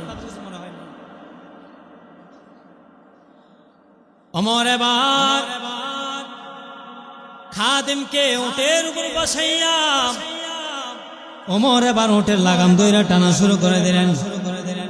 ওমর কিছুক্ষণ উটের লাগাম দইরা টানতেছেন, আবার কিছুক্ষণ খাদেম উটের লাগাম দইরা টানতেছেন। এইভাবে একজন উটের উপর বসে, আবার ওমর নামে, আবার ওমর উঠে, আবার খাদেম নামে, আবার খাদেম বসে, ওমর নেমে যায়। এইভাবে চলতে চলতে চলতে ওই যে মসজিদুল আকসা যে এলাকার মধ্যে ওই এলাকায় ঢুকবেন, ওই এলাকায় ঢোকার সময় হযরত ওমর উটের লাগাম ধরে টানতেছেন, আর বাদশা এই গোলাম উটের উপর বসে রয়েছেন। হযরত ওমর যখন উটের লাগাম ধরে টানতে টানতে ঢুকতেছেন, ওই মসজিদুল আকসা যে কাফেরদের হাতে বন্দী, ওই কাফেররা ডাক দিয়া কয়, ওই যে উটের লাগাম ধরে টানতেছেন ইনি মনে হয় বাদশার গোলাম, বাদশার খাদেম, আর উটের উপর যিনি বৈশা রয়েছেন পুরান জামা কাপড় উনি মনে হয় বাদশা।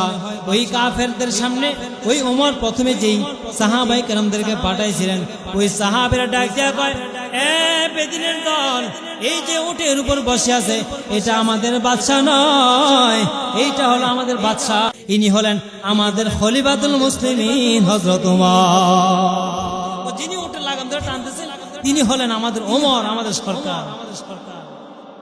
কাফেররা আবার ডাক দিয়া কয়, আশ্চর্য এক ধর্ম, যেই ধর্মের মাঝে সরকার নিজে উটের লাগাম দইরা টানে আর প্রজাদেরকে উটের উপর বসায় দেয়।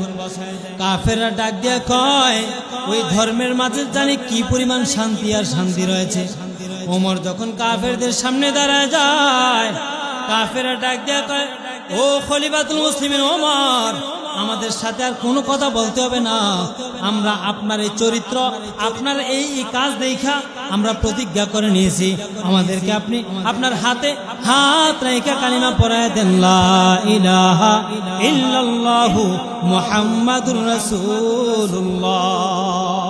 কাফের এক বাক্যে কালিমা পড়ে মুসলমান হয়ে গেছে। নিজে উটের লাগাম ধরে টানছেন, প্রজারে উটের উপর বসাইছেন। সামনে যারা বাংলাদেশের ক্ষমতায় আসতে চাইতেছেন বা আসবেন, আপনাদেরকে একবার অত্যন্ত বিনয়ের সাথে বলতেছি, অত্যন্ত বিনয়ের সাথে বলতেছি, যদি খালেস দিলে খালেস নিয়তে সঠিকভাবে যদি রাষ্ট্র পরিচালনা করেন, আল্লাহ পাক আপনার উপর খুশি হবেন, রাষ্ট্রের মানুষ আপনার উপর খুশি হবেন, আপনি কিয়ামতের মাঠে আল্লাহর আরশের ছায়ার নিচে স্থান পেয়ে যাবেন। নচেত যদি দুর্নীতিবাজ করেন বা আগের মতো হন, তাহলে পোলাপান আগেরটা ভাইকে যাওয়ার কোনো সুযোগ দিয়েছে, এবার মনে হয় আমার মনে হয় না ভাইকে যাওয়ার কোনো সুযোগ দিবে। কারণ মানুষ ঘুষ খেলে হুঁশ হয়, ঘুষ খাইলে হুঁশ হয়। আমরা জানতাম না যে এইভাবে দলবদ্ধভাবে নামলে যে একজন বাইকে যেতে পারবে। মনে করেন একদিন ভাগ ভাই নামতো, শুধু আলেমরা প্রতিবাদ করছে, আলেমরা যোগ্য যোগ্য মার খাইছে, জনগণ নামে নেয়, পোলাপানও নামে নেয়। এখন পোলাপানও নামছে, ওলামায়ে কেরামের সাথে নামছে, মনে করেন এক ঠেলাতে ভাগছে। ওকে, এখন বাংলাদেশের মানুষ বুঝে গেছে, সামনে আল্লাহ পাক রব্বুল আলামিন আমাদের জন্য একদম ন্যায়পরায়ণ বাদশা, সঠিক সরকার, সঠিক বাদশা নিযুক্ত করে দিক। সকলে বলেন আমিন। আল্লাহ পাক যেন আমাদের উপর সামনে কোনো স্বৈরাচার বাদশা যেন আমাদের মাথার উপর চাপায় না দেয়, এটাও আপনার আমার খেয়াল রাখতে হবে, আপনি আমি খেয়াল রাখতে হবে। আল্লাহ রাসূল বলছেন, যে দেশের মানুষ বাটপার, যে দেশের মানুষ ধোঁকাবাজ, ওদের জন্যই আল্লাহ পাক রব্বুল আলামিন এরকম বড় বড় জালেম সরকার চাপায় দেন। আপনি দেখেন বাঙালি কেমন চালাক, কেমন বাটপার। আপনি এনতে যে বাজার মাথা থেকে আপনি এখানে আসেন, একটা রিক্সা ভাড়া করে যদি আসেন, ভাড়া কত যাবে? হয়তো 20 টাকা বা 10 টাকা 30 টাকা হতে পারে। কিন্তু আপনি যদি এখানে দাঁড়ায়া বৃষ্টির দিন, ঝড় তুফান, কঠিন বৃষ্টি হইতেছে, আপনি রিক্সাওয়ালা বলেন, মামা যাবেন কোথায়? এই যে বটে গ্রাম। না যাবো না, সে কিন্তু যাবে, যাবো না কেন? আরে বৃষ্টির মধ্যে কেমন যায়? কোনো বাড়াই দিব, কত বাড়াই দিলে দিবেন? দিলে 100 টাকা বাড়াই দিবেন, এমনি বলে। বাড়া 20 টাকা, 100 টাকা বাড়াই দিবেন। বাঙালি কত ধোঁকাবাজ, কত মনের ভিতরে কত ফেস, কত চিন্তা করেন। তো এই জাতির জন্য আল্লাহ পাক জালেম সরকার, স্বৈরাচার সরকার চাপাই দিবেন তো কি দিবে? আমাদের জন্য সঠিক বাদশা দিবে। যদি আমি নিজে সঠিক হয়ে যাই, তাহলে আমাদের জন্য একজন সঠিক মানুষ আল্লাহ পাক নিযুক্ত করবেন। যদি আমি নিজেই জায়গায় জায়গায় ধোঁকা দিয়ে মানুষকে মিথ্যা বলে, ব্যবসায় কম দেই, কি জানি ওজনে কম দেই, মানুষের সাথে 2 নম্বরই করি, তাহলে আমার আপনার জন্য এরকম একজন ধোঁকাবাজই আমাদের জন্য নিযুক্ত করে দিবেন। এজন্য আমি নিজে সঠিক পথে চলে আসি, নিজে সত্য হয়ে যায়, সঠিক হয়ে যায়, আল্লাহ পাক আমাদের জন্য একজন সঠিক বাদশা নিযুক্ত করবেন। তো 2 নম্বর, আল্লাহর আরশের নিচে যে মানুষদেরকে স্থান দিবেন, আল্লাহর আরশের ছায়া নিচে আল্লাহ পাক রব্বুল আলামিন যে মানুষদেরকে ছায়া দিবেন, সেটা হলো যুবক। এই যে বলেছিলাম যুবক ভাইরা, যুবক বয়সের ইবাদত, যৌবন কালের ইবাদত আল্লাহর কাছে এত পছন্দ। আল্লাহ পাক রব্বুল আলামিন এই যুবকদেরকে এত পছন্দ করতেছেন, এত পছন্দ করছেন যে তাদের যৌবনকালে সেজদা, যৌবনকালে ইবাদত, যৌবনকালে একবার সুবহানাল্লাহ বলাটা আল্লাহর কাছে কেমন প্রিয়, কেমন প্রিয়।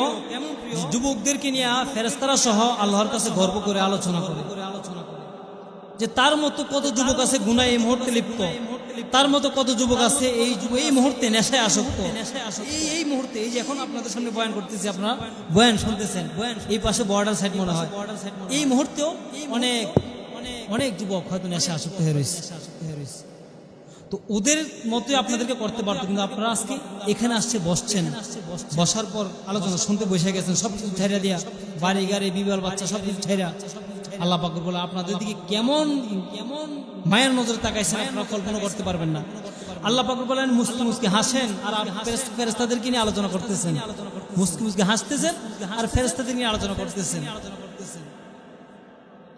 এজন্য যুবকদেরকেও কিয়ামতের মাঠে আল্লাহর আরশের ছায়া নিয়ে স্থান দিবেন যে সকল যুবক ভাইরা, যে সকল যুবক ভাইরা যৌবন কালটা ইবাদতে কাটাবে। রাসূল আরবি সাল্লাল্লাহু আলাইহি ওয়াসাল্লাম একটা ছোট্ট একটা ঘটনা বলে আপনাদেরকে সামান্য একটু বিনোদন দেই। নবী করিম সাল্লাল্লাহু আলাইহি ওয়াসাল্লাম একদিন খাবার খাইতে বসেছেন, খেজুর খেজুর খেজুর খেজুর খেজুর খাইতে বইসা, মনে করেন এক ঝুড়ি খেজুর আসছে, খেজুর খাইতে বইসা সাহাবায়ে কেরামও বসা, হযরত আলী ওইখানে বসা। হযরত আলী যখন এক ঝুড়ি খেজুর আসছে, সমস্ত সাহাবায়ে কেরাম এখানে যারা বসা সবাই ক্ষুধার্ত, মানে পেটে কেউ 2 দিন 3 দিন খাবার নাই। তাদের খাবার না থাকলে তারা এই হুজুরের চেহারা দিকে তাকায় থাকছে, রাসূলের চেহারা দেখে দেখে ক্ষুধার নিবারণ করতে। রাসূলের দরবারে বসা, হঠাৎ করে একটা লোক এক ঝুড়ি খেজুর আনলেন, খেজুর আইনা রাসূল বলতেছেন সবাই যদি ক্ষুধার্ত তাড়াতাড়ি করো, দস্তরখান বিছাই ফেলো, বিছাই বসে যাও, খেজুর খাইতে বসে গেছে। হযরত আলী রাসূলের মেয়ের জামাই, সকলে জানেন হযরত ফাতেমার স্বামী, রাসূলের মেয়ের জামাই, রাসূলের সাথে গা ঘাসাঘাসি বসছেন, রাসূলের সাথে বসলেন, রাসূলের সাথে বসলেন আর চিন্তা করলেন যেহেতু শ্বশুর জামার হাতে হয়তো 2-1টা খেজুর বেশি তুলে দিবে, হয়তো আমি আমার শ্বশুরের সাথে বসলে 2-1টা বেশি খেতে পারবো, এই চিন্তা করে রাসূলের সাথে বসছেন। রাসূল বুঝে ফেলছেন, যখন খেজুর খাইতে বইসা রাসূল বলতেছেন সবাই খেজুর খাওয়া ভালো কথা, সবার খেজুরের দানাগুলো সবার সামনে রাখবা, যার সামনে রাখবা। তো সবাই খেজুর খাইতেছে, সামনে রাখতেছেন। রাসূল কি করলেন, নিজে খেজুর খাইতেছেন, নিজের খেজুর দানাগুলা হযরত আলী দানার সাথে রাখতেছেন, হযরত আলী দানার সাথে রাখতেছেন। সবাই তো সবার খেজুর খাইতেছেন, সামনে রাখতেছেন, হযরত আলীর সামনে রাসূলগুলো রাখতেছেন। আলী কিন্তু এই কৌশলটা বোঝে নাই। খাওয়ার পর হযরত রাসূল বলতেছেন সবার সামনে খেজুর দানা যেহেতু আছে, কে কয়টা খাইছে একটু গণনা করো। সবাই গণতেছে, কেউ 30টা, কেউ 32টা এমন খাইছে। তো সাহাবায়ে কেরাম গণনা করে রাসূল আমি 30টা, কেউ 30টা, 33টা, 32টা, 30-35 মাঝখানে আছে। এখন বলেন তো রাসূলের দানাও তো হযরত আলীর দানার সাথে, তো রাসূল হযরত আলীর দানা ডবল হওয়া দরকার না? এবার হযরত আলী গণনা করে কয় রাসূল আমার দানা তো এখানে আমার 60টার উপরে। রাসূল কইতেছেন আমার মেয়ের জামাইটা দেখছো কি পরিমাণ খাইছে, ও খাইতে খাইতে 60টা খাইলিস, তোমরা খাইলে 30টা করে, ও 60টা খাইলিস। হযরত আলী এবার তাকায় রয়েছেন, সাহাবায়ে কেরাম হাসতেছেন। হযরত আলী আবার ব্রেন নিয়েছেন, হযরত আলী আবার মুহূর্তের ভিতরে একটা ব্রেন খাটায় বলতেছে আচ্ছা আমি বেশি খাইলিছি, আমার এখানে 60টা খেজুরের দানা, এলাকা হাসাহাসি করতেছেন আপনারা না? আচ্ছা আমার শ্বশুর কেমন, শ্বশুরের সামনে একটা খেজুরের দানাও নাই, উনি দানাগুলো খাইলিস। চিন্তা করেন রাসূল খুনসুটি কয় আমার শ্বশুরে দানাগুলো খাইলিস। রাসূল কইতেছে আলী কেমন খাইছে, 60টা খাইলিস। আবার আলীও কইতেছে শ্বশুরে কেমন, খেজুর তো খাইছে দানাগুলো খাইলিস। আল্লাহু আকবার। এই ছিল সাহাবায়ে কেরামদের, রাসূলের সাহাবায়ে কেরামদের সাথে খুনসুটি। কেমন রাসূল ছিলেন, ওই রাসূলের আদর্শ, রাসূলের জীবনী চরিত্র যদি আমার আপনার নিজের মধ্যে ফিট করে নিতাম, আমাদের দেশের সরকার যারা হইতেছে হবে, যারা হয়েছিল, তারা যদি রাসূলের আদর্শটা গ্রহণ করে নিত, আল্লাহর কসম আমার মনে হয় না আমার এই দেশের মধ্যে কোনো অশান্তি বলতে কিছু থাকতো। নিশ্চয় আল্লাহর পক্ষ থেকে রহমত এবং সাকিনা ধারাবাহিকভাবে বর্ষণ হতো। দেখেন না আফগানিস্তানে কি পরিমাণ রহমত ও সাকিনা আল্লাহ পাক ঢালছেন, ইমানি শক্তির কারণে তারা জায়গায় জায়গায় খুনি পাইতেছে, জায়গায় জায়গায় তাদের সম্পদ বাড়তেছে। তারা গরিব রাষ্ট্র কিন্তু তাদের সম্পদ বাড়তেছে, তাদের ইমানের পাওয়ার বেশি। এজন্য যদি আমাদের দেশের সরকাররাও, আমাদের দেশের জনগণরাও যদি এমন রাসূলের আদর্শে আদর্শিত হয়ে যাইতো, তাহলে আমার মনে হয় না দেশের মধ্যে কোনো অশান্তি আসতো। আল্লাহ পাক রব্বুল আলামিন আমাদের সবাই সারা দেশের মধ্যে শান্তির বাতাস বয়ে দিক, সকলে বলেন আমিন। আসুন আপনাদের সামনে সামান্য একটু জিকির আলোচনা করে, হুজুর সম্ভবত এসে গেছেন, জিকির আলোচনা করে সামান্য জিকির কয়েকটা আমল দিয়ে আমি আমার আলোচনা শেষ করবো ইনশাআল্লাহ। আমি পবিত্র কালামুল্লাহকে যে আয়াতখানা পাঠ করছিলাম, আল্লাহ পাক রব্বুল আলামিন পবিত্র কালামুল্লাহর মাঝে বর্ণনা করেন, ফাযকুরুনি আযকুরুকুম ওয়াশকুরুলি ওয়ালা তাকফুরুন। আল্লাহ শানু ওয়া তাআলা বলেন, হে পয়গম্বর, উম্মতদেরকে জানায় দেন, আপনার উম্মতদেরকে জানায় দেন, যারা বেশি বেশি করে আমার জিকির করবেন, যারা বেশি বেশি করে আমাকে স্মরণ করবে, আমি আল্লাহ তাদেরকে বেশি বেশি করে স্মরণ করব, জিকির করব, তাদেরকে নিয়ে আলোচনা করব। এই যে আজকে এখানে বসে গেছেন, আল্লাহর হাবিব সাল্লাল্লাহু আলাইহি সাল্লাম বলেন, কোন জায়গায় যদি কুরআন ও হাদিসের আলোচনা করা হয়, কোন জায়গায় যদি আল্লাহর প্রশংসা করা হয়, আল্লাহর রাসূলের হাদিস নিয়ে আলোচনা করা হয়, নবী করিম সাল্লাল্লাহু আলাইহি সাল্লাম বলেন, একদল ফেরেশতা আপ ডাউন করতে থাকে, রাস্তাঘাটে হাঁটতে থাকে, তারা খুঁজতেছে কোথায় আল্লাহর কুরআন ও হাদিসের আলোচনা করা হয়, কোথায় আল্লাহর জিকির করা হয়, কোথায় আমার আল্লাহকে নিয়ে আলোচনা করা হয়, ওই জায়গাটি খুঁজতেছে। আল্লাহর নবী বলেন, যদি কোথাও আল্লাহ এবং আল্লাহর রাসূলের কুরআন ও হাদিস নিয়ে আলোচনা করা হয়, নবী বলেন ফেরেশতারা খবর পাওয়ার পর একজন ফেরেশতা আরেকজন ফেরেশতাকে ডাইকা আনে, বলে দেখ দেখ দেখ, এইখানে কিছু গুনাহগার বান্দা আল্লাহ পাক রব্বুল আলামিন নিয়ে গুণগান গাইতেছে, আল্লাহ কুরআন ও হাদিস নিয়ে আলোচনা করতেছে, শুনতেছেন।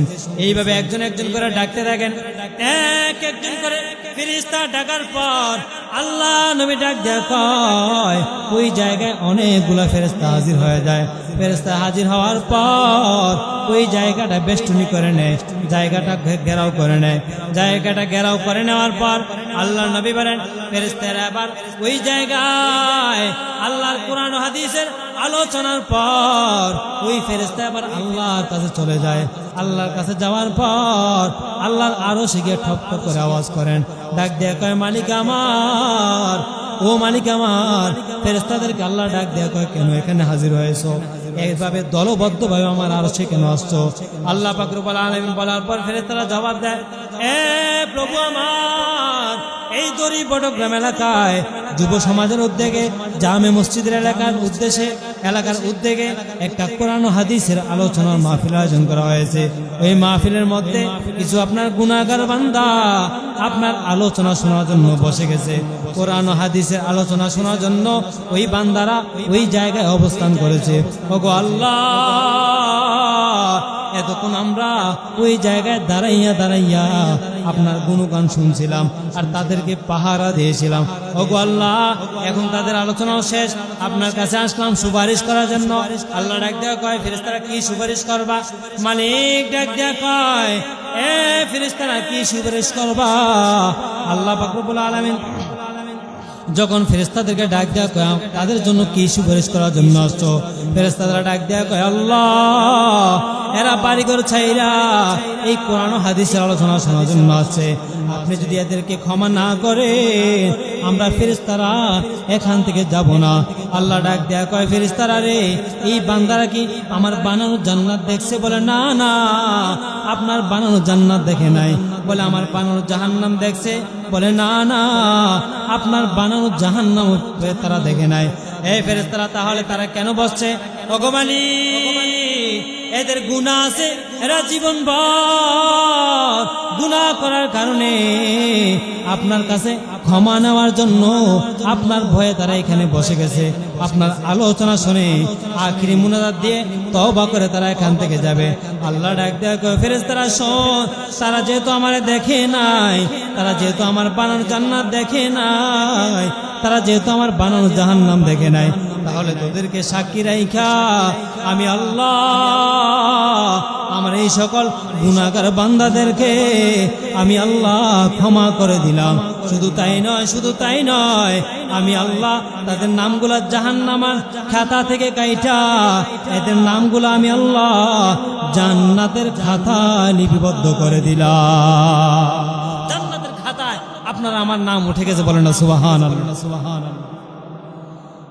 তাহলে এখানে যারা এদিক সেদিক ঘোরাফেরা করতেছেন, কিছুক্ষণ পর সাকাত বিন তাহের হুজুর চলে আসবেন, আলোচনা করবেন, বয়ান শুনবেন। এখনো যারা গাফিল হয়ে বাইরে ঘোরাফেরা করতেছেন, আপনারা লিখে নেন, আপনাদের কপাল হয়তো পড়ে গেছে। কারণ একটা দামি মজলিস প্রত্যেক দিন তৈরি হয় না, প্রত্যেক দিন বানায় না, প্রত্যেক দিন আয়োজন হয় না। এমন একটা দামি মজলিস সামনে হয়তো প্রকাশ্যে আলোচনা শুনতেও পারবেন না। এজন্য আপনাদের হাতে পায়ে ধরে বোঝা যায়, এই যুবক ভাই, এই যৌবন কালটা যদি জিকির না কাটায় যাইতে পারেন, এই যৌবন কালটা যদি আল্লাহর ইবাদতে না কাটাইতে পারেন, তাহলে কিয়ামতের ময়দানে এইটার জন্য অনেক খেসারত দিতে হবে। আল্লাহর হাবিব সাল্লাল্লাহু আলাইহি সাল্লাম বলেন, যৌবনকালের ইবাদত আমার আল্লাহর কাছে অধিক প্রিয়। এই যুবক ভাই, যৌবনকালে এই যুবক বয়সে যদি জিকির কইরা জবানে জিকির চালু রাখতে পারেন, জবানে যদি কলবে যদি জিকির চালু রাখতে পারেন, আপনি আমার আল্লাহর কাছে হীরা মণি মুক্তার চেয়েও অনেক দামি হয়ে যাবেন। নবী করিম সাল্লাল্লাহু আলাইহি সাল্লাম বলেন, নবী করিম সাল্লাল্লাহু আলাইহি সাল্লাম বলেন, কেউ বুঝি উহুদ পাহাড় সম পরিমাণ সওয়াব নিতে চায়, সাহাবায়ে কেরামকে ডাক দেয়া কয়, কেউ কি উহুদ পরিমাণ সওয়াব নিতে চায়? সাহাবায়ে কেরাম ডাক দেয়া কয়, ইয়া রাসূলুল্লাহ, ও পয়গম্বর, কেমনে সম্ভব উহুদ পাহাড় পরিমাণ সওয়াব নেওয়া? আল্লাহর নবী ডাক দেয়া কয়, সম্ভব। বলে কেমনে সম্ভব? আমার নবী বলেন, একবার জবানে যদি সুবহানাল্লাহ বলো, আমার আল্লাহ পাক রব্বুল আলামিন তোমাকে উহুদ পাহাড় সমপরিমাণ সওয়াব দিয়ে দিবে। তাহলে আখির নবীর উম্মতদেরকে এত পরিমাণ স্পেশালি ভাবে ছাড় দিয়ে দিয়েছেন। আপনি একবার সুবহানাল্লাহ বলতে কত সময় লাগছে বলেন? তাহলে একবার সুবহানাল্লাহ বলছেন, তাহলে আপনার জন্য উহুদ পাহাড় সমপরিমাণ সওয়াবের ভান্ডার হয়ে গেছে। সুবহানাল্লাহ। তাহলে কদমে পদে পদে হাঁটতে হাঁটতে প্রত্যেকটা মুহূর্ত আমার আপনার জবানে আল্লাহ পাক রব্বুল আলামিনের জিকির থাকা দরকার। আবার মুর্শিদের নামে নয়, মুর্শিদের নামে, বাবার নামে, খাজার নামে। আহা, এটি মানুষদের মুর্শিদ আমার পোলাফাইন দেখছেন, এই পোলাফাইন এগুলো নিয়ে দুষ্ট করে ট্রল করে। এরাও জানে এগুলোতে মজাকের জিনিস, মজাকের খোরাক। কত বড় ভণ্ড যে হিমদে জিকির করে। এটা কি শব্দ? খেক্কু আল্লাহর 99টা নাম মাদ্রাসার পোলাবান আছে, তারা জানে 99টা সিফাতি নাম আছে, গুণবাচক নাম আছে। এতগুলা নামের মাঝে কোথাও খেক্কু নাম নাই, কোথাও হিমদে ডিমদে কোনো নাম নাই। অথচ এগুলার মুখে ডিমদে, হিমদে, এই খেক্কু, হুকুর, হাকুর, এই শব্দগুলো কোত্থেকে টোকে আনসাল্লাহ বলেন? টান মারে কিনে জানে, মুর্শিদ আমার হুজুরি সাকি মহিমা জানে, গলার মালা পরাইয়া ওই দিক থেকে টান দিয়ে বইছে, গলার মালা পরাইয়া তার লুঙ্গি দইরা টানে, লুঙ্গি দইরা বলে টানে বাবা, মুর্শিদ তার লুঙ্গি দইরা টানে। আল্লাহ পাক রব্বুল আলামিন সবাইকে সব ভণ্ডামি থেকে হেফাজত করুন, সকলে বলেন আমিন। নবী করিম সাল্লাল্লাহু আলাইহি সাল্লাম বলেন, আমার কোন উম্মত যদি জবানে জিকির চালু রাখে, জিকির, নবী করিম সাল্লাল্লাহু আলাইহি সাল্লাম বলেন, আমার কোন উম্মত যদি দৈনন্দিন যদি 100 বার সুবহানাল্লাহ পাঠ করেন, নবী করিম সাল্লাল্লাহু আলাইহি সাল্লাম বলেন, ওই বান্দার আমলনামায় আল্লাহর রাস্তায় 100 ওট দান করলে যেই পরিমাণ সওয়াব, আমার আল্লাহ পাক রব্বুল আলামিন কোন বান্দা যদি দৈনন্দিন 100 বার সুবহানাল্লাহ পাঠ করে, আল্লাহ পাক রব্বুল আলামিন তার আমলনামায় 100 ওট দান করলে সেই পরিমাণ সওয়াব দান করে দিবে। সুবহানাল্লাহ, 100 বার সুবহানাল্লাহ দৈনন্দিন পাঠ করলে আপনার আমলনামায় 100 ওট দান করলে যেই পরিমাণ সওয়াব, সেই পরিমাণ সওয়াব দিবেন। সুবহানাল্লাহ। দ্বিতীয়বার নবী করিম সাল্লাল্লাহু আলাইহি সাল্লাম বলেন, কোন উম্মত যদি দৈনন্দিন 100 বার আলহামদুলিল্লাহ পাঠ করে, নবী করিম সাল্লাল্লাহু আলাইহি সাল্লাম বলেন, ওই বান্দার আমলনামায় আমার আল্লাহ পাক রব্বুল আলামিন যুদ্ধের জন্য 100টা ঘোড়া দান করলে, যোদ্ধাদের জন্য 100টা ঘোড়া দান করলে যে পরিমাণ সওয়াব আমার আল্লাহ পাক রব্বুল আলামিন 100 বার আলহামদুলিল্লাহ পাঠ করার কারণে আপনার আমার আমলনামায় 100 ঘোড়া দান করলে সেই পরিমাণ সওয়াব দান করে দিবে। তৃতীয়বার নবী করিম সাল্লাল্লাহু আলাইহি সাল্লাম বলেন, আমার কোন উম্মত যদি দৈনন্দিন 100 বার লা ইলাহা ইল্লাল্লাহ পাঠ করে গো, ওই বান্দার আমলনামায় আসমান এবং জমিনের মধ্যবর্তী খালি জায়গা, ওই খালি জায়গাটা 100 বার লা ইলাহা ইল্লাল্লাহ পাঠ করার কারণে আসমান এবং জমিনের খালি জায়গাটা আল্লাহ পাক রব্বুল আলামিন নেকি দ্বারা সওয়াব দ্বারা ভরপুর করে দেয়। সুবহান। তাহলে 100 বার যদি দৈনন্দিন সুবহানাল্লাহ পাঠ করেন, 100টা ঘোড়া দান করলে সেই পরিমাণ সওয়াব, 100টা উট দান করলে সেই পরিমাণ সওয়াব, 100 বার আলহামদুলিল্লাহ পাঠ করলে 100টা ঘোড়া দান করলে সওয়াব, 100 বার লা ইলাহা ইল্লাল্লাহ পাঠ করলে আপনাকে আসমান এবং জমিনের মাঝখানে যে খালি জায়গাটা, এই পুরো খালি জায়গাটা আপনার আমার জন্য নেকি দ্বারা ভরপুর করে দিবেন। বলেন না সুবহানাল্লাহ, সুবহানাল্লাহ। এজন্য গুনাহ ছাড়ার চেষ্টা করেন, গুনাহ থেকে ফারেক হওয়ার চেষ্টা করেন। যুবকদেরকে বলছিলাম যে এই যৌবনকালটা আপনাদের জন্য খুব একটা গুরুত্বপূর্ণ সময়। ওই যে কথাটা বলছিলাম যে গুনাহ যদি না ছাড়েন তাহলে আপনার কলবে আল্লাহর তাকওয়া ঢুকবে না, ভয় ঢুকবে না। এজন্য গুনাহ ছাড়ার চেষ্টা করেন, গুনাহ থেকে ফিরে আসেন। সামনে রমজান আসতেছে, শাবান, রজব এবং শাবান মাস সামনে। গুনাহ থেকে ফারেক হন, রমজান মাসটা আমলে কাটায় দেন। যদি আমলে না কাটায় দেন তাহলে ওই যে জিবরাইল বদয়া দিয়েছিল, খেয়াল আছে আপনাদের? ওই কপাল পরা যে রমজান মাস পাওয়ার পরেও সে নিজেকে গুনাহ থেকে মুক্ত করতে পারল না, ক্ষমা করতে পারল না। আল্লাহ পাক রব্বুল আলামিন সবাইকে পুরো রমজান আমল করার তৌফিক দান করুক। শেষ কথাটা যেটা আপনাদের বলছিলাম যে শেষে একটা প্রতিজ্ঞা করাবো। ভাইরা আমার, বর্তমান যেই রাজনীতি, যে সিচুয়েশন, যে অবস্থা দেশে চলতেছে জানেন, শুনে দেখতেছেন। আপনাদেরকে একটা কথাই বলি, যেই নেতাই আসুক, যেই রাজনীতি, যেই দলেই করি, যাই করি না কেন, প্রথমত আপনি মুসলমান এটা বিশ্বাস করে নিতে হবে আপনাকে। আমি ইমানদার, আমার কবর আছে, মরলে আমার পরকাল জান্নাত আছে, জাহান্নাম আছে। ওই পরকালে শুরু আছে, শেষ নাই। যদি আমি সামান্য 70 হায়াতের জিন্দেগি পাইয়া যদি আমি আমার এই পুরা জিন্দেগি নষ্ট করে দেই, তাহলে আমার চেয়ে কবর পর আর কেউ নেই। অতএব কোন নেতার পিছনে বইরা, কোন নেত্রী পিছ খপ্পরে বইরা কোন আলেম বিদ্বেষী হবেন না, কোন আলেমের বিপক্ষে যাবেন না, ধর্মের বিরুদ্ধে যাবেন না, ইসলামের বিরুদ্ধে যাবেন না, কোরআন হাদিসের বিপক্ষে কথা বলবেন না।